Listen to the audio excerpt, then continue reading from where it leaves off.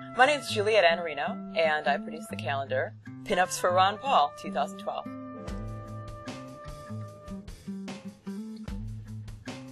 I had the idea in 2008 to do the calendar, which I called the Hotties for Ron Paul, because I was trying to think of a way to reach people who might not otherwise be even familiar with the name Ron Paul, and who might want to understand where he stood on the issues, but would not normally engage in political conversation on a day-to-day basis. So say someone is in a garage or in a shop or in a gym or in somebody's home, and they see this calendar on the wall, and they see this cute girl, and they see a quote from Ron Paul and another quote by some other famous person like Martin Luther King or Benjamin Franklin, and they can see the similarities and they can understand the philosophy, and it's put in a pretty package. It's a powerful message put in a pretty package, basically.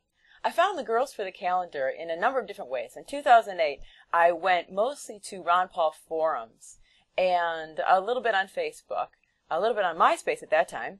This time around, I had a few girlfriends who had worked on the calendar before with me. Namely, Gina Demania acted also as my assistant on the calendar, which really came in precious use for me because I was really strapped for time and energy, and she really helped me out a lot. So the other girls I called from many different sources, including pages on Facebook, Ron Paul forums, through YouTube. I found a girl through YouTube who had a channel that she was calling, a series that she was calling 100 Reasons to Vote for Ron Paul, Catherine DeLong. And she has become our Miss August. So I contacted her through that. Some of the most exciting moments I've had producing this calendar and getting them out to people, you would think might be the media attention, being on the Colbert Report, and being in Huffington Post. I was on the radio here in Las Vegas this morning, and that was really fun. Or this last night, actually.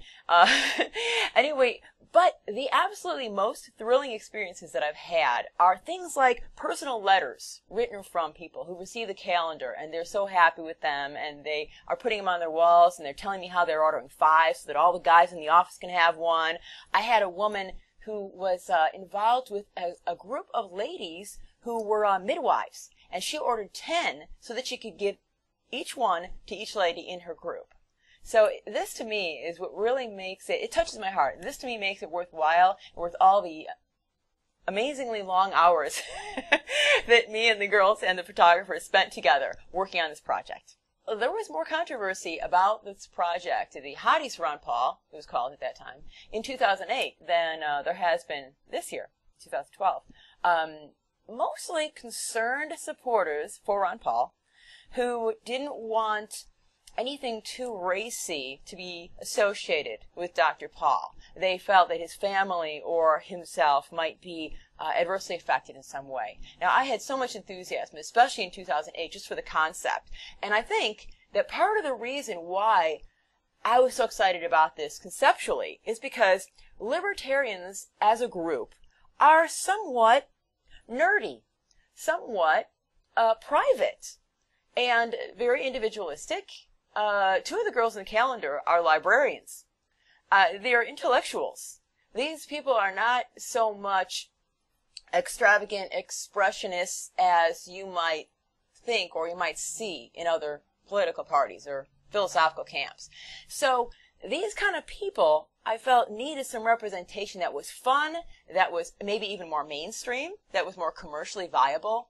And so this was a very powerful inspiration for me to put this together and to put this out. The girls and I would like to attend as many political rallies as we possibly can. That's why me and a couple of the girls made it up here to Las Vegas. We want to support Ron Paul, support the wonderful people in Las Vegas. Made a few calls for Paul, joined the caller room, which was an absolutely invigorating experience. It was just amazing. The energy in the room was astonishing. It was beautiful. Every time we spoke with someone who promised that they would vote for Ron Paul, or who just said, well, I already voted for Ron Paul, we would ding the little bell, and there was just this beautiful feeling that, yeah, somewhere an angel got their wings.